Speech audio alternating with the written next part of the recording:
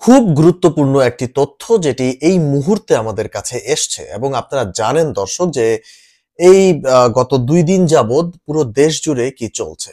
পুরো ২ দিন যাবৎ দেশকে কিভাবে অস্থিতিশীল করার একটা পায়তারা চলছে। এটি আমরা সবাই দেখেছি এবং সবাই অবগত রয়েছে। কিন্তু বাস্তবতা হচ্ছে একটি শেষ ট্রাম্প কার্ড, যারা ষড়যন্ত্রকারী তারা শেষ একটি ট্রাম্প কার্ড খেলার চেষ্টা করছে, সেটি হচ্ছে হিন্দু মুসলিম দাঙ্গা। এবং এই হিন্দু মুসলিম দাঙ্গাকে পুঁজি করে কিভাবে আন্তর্জাতিক পরিমণ্ডলে বাংলাদেশকে আপনার হেয় করা যায় এবং বাংলাদেশের উপরে কিভাবে একটা প্রেসার ক্রিয়েট করা যায়, সেই পরিকল্পনা এবং সেই ষড়যন্ত্রই কিন্তু সামনে চলে আসছে এবং সেটি এখন অলরেডি অনেকের কাছে সেটি স্পষ্ট হয়ে উঠেছে। দেখুন দর্শক, খুব যদি একটু আপনারা মনোযোগ দিয়ে দেখেন যে কি কি হচ্ছে, একটু ক্রোনোলজিক্যালি যদি আপনারা দেখেন, সর্বপ্রথম আপনার শেখ হাসিনা চলে যাওয়ার পর দেশের মধ্যে একটা অস্থির পরিবেশ তৈরি করার জন্য আপনার প্রেস ক্লাবে একটি কু করার চেষ্টা করা হয়েছে। তারপর বিচার ব্যবস্থা মানে সুপ্রিম কোর্টে একটা কু করার চেষ্টা করা হয়েছে। তারপর আনসার বাহিনীকে দিয়ে একটা কু করার চেষ্টা করা হয়েছে এবং এখন গত ২ দিন যাবত যেটি হয়েছে, আমার কাছে একটি প্রশ্ন, সেটি হচ্ছে অন্তর্বর্তী সরকার কতটা নিজেদেরকে আসলে বুঝায় দিল যে তারা কতটা উইক, তারা ব্যর্থ। এটি কিন্তু একদম স্পষ্ট হয়ে গেছে পানির মতো। তার প্রধান কারণটি হচ্ছে এই যে ইসকনের সাবেক সদস্য যাকে বহিষ্কার করা হয়েছে, তার বিরুদ্ধে মামলা যখন হলো তখন তাকে কেন গ্রেফতার করা হলো না, এটা হচ্ছে প্রথম প্রশ্ন। হয়তোবা এটির পেছনে একটি যুক্তি থাকতে পারে যে তখন গ্রেফতার করা হলে হয়তোবা সিচুয়েশন আরো বাজে হতো। দেখুন দর্শক, আমার কাছে যেটি মনে হয় সেটি হচ্ছে রাষ্ট্রীয় যত তথ্য আছে সেটি গোয়েন্দা সংস্থার কাছে আরো ভালো থাকার কথা। তাহলে সেই তথ্যগুলো এখন কোথায়? তার মানে কি আমাদের দেশে ল এনফোর্সমেন্ট এজেন্সিস গুলো বা ল এনফোর্সার্স যারা আছেন সেই সবগুলো আপনার এজেন্সিস গুলো কাজ করছে না? তার মানে কি তারা সামহাউ সামওয়্যার এখনো ল্যাক করছে? কিংবা আমি যদি বলি যে গত ১৬ বছর যারা মানে ক্ষমতায় ছিল তাদের লোকবল কি এখনো এই এজেন্সিস গুলোতে রয়েছে? বেশ অনেক দিন আগে আমি বলেছিলাম এবং আমার সঙ্গে আরো অনেকেই একই কথা বলেছিল যে এই যে যারা আপনারা একজনকে নিয়ে আরেক জায়গায় বদলি করছেন, সে কিন্তু সেই জায়গায় রয়ে গেছে এবং সে কিন্তু সেই জায়গাতে কাজ করছে, তাই নয় কি? অতএব আপনারা বদলি করতেছেন, সেটার অর্থটা কি? সেটার অর্থ যেই লাউ সেই কদু, তাই না? অতএব আমার কাছে মনে হচ্ছে যে পুরোপুরি ভাবে যে কাঠামোর বিরুদ্ধে এই যে সমন্বয়করা কথা বলছে, যে কাঠামোর বিরুদ্ধে এই অন্তর্বর্তী সরকারের উপদেষ্টারা কথা বলছে, আসলে দিন শেষ ওই কাঠামোটাই ভাঙা হয় নাই, ওই কাঠামোটাই রয়ে গেছে এবং সেই কাঠামোর আন্ডারেই আমরা দেখলাম তারা শপথ নিল। সেই কাঠামোর আন্ডারেই কিন্তু আপনার অন্তর্বর্তী সরকার কিন্তু অনেক কিছু করছে। অতএব এই কাঠামোটা মানে যে স্ট্রাকচারটা, সেই স্ট্রাকচারটা কিন্তু রয়ে গেছে। তো আমার কাছে যেটি মনে হয় যে এই মুহূর্তে যে ধর্মীয় কার্ডটি রয়েছে সেই কার্ডটি ব্যবহার করা হচ্ছে। কেননা একটু যদি স্পষ্ট করে দেখেন সেটি হচ্ছে এই যে ইসকনের সাবেক যে চিন্ময় দাস, তাকে চিন্ময় কৃষ্ণ দাস ব্রহ্মচারী, তাকে গ্রেফতার করা হলো। তাকে গ্রেফতার করার পর তিনি রিকোয়েস্ট করলেন তার সমর্থকদের যে আপনারা কেউ কোনোভাবে দাঙ্গা হাঙ্গামা করবেন না, আমরা এই দেশের নাগরিক, আমরা এই দেশে শান্তি চাই।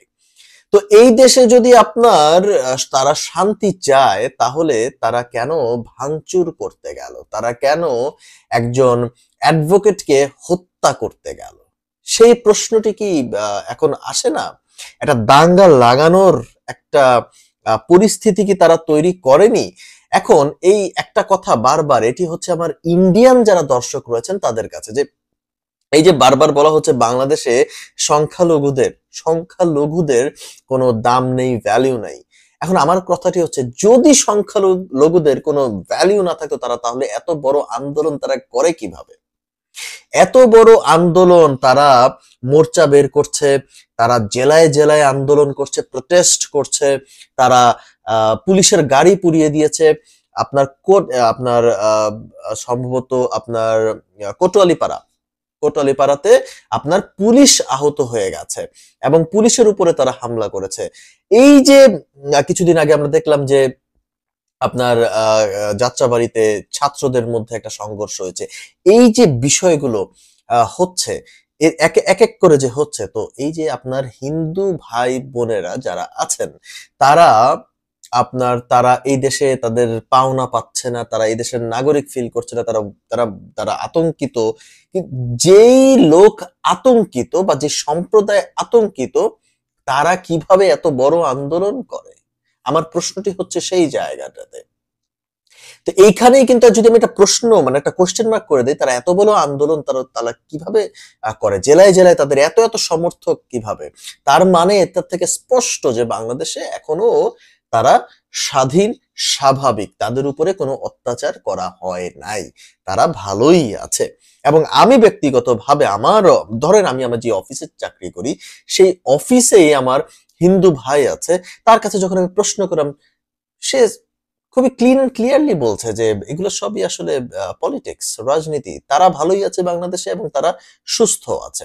অতএব এই যে ধর্মের নামে রাজনীতি, মানে এই জিনিসগুলোকে দূর করতে হবে। এবং একই সঙ্গে আমরা দেখলাম যে কিভাবে চিন্ময় দাসের সমর্থকরা বেরিয়ে এলো, তারা কিভাবে দাঙ্গা বাজানোর একটা চেষ্টা চালাচ্ছে চট্টগ্রামে, এবং একই সঙ্গে কিভাবে আপনার সেই অ্যাডভোকেটকে কোর্টে আপনার তার চেম্বার থেকে নামিয়ে এনে তাকে কিভাবে ছুরিকাঘাত করে তারা মানে হত্যা করেছে।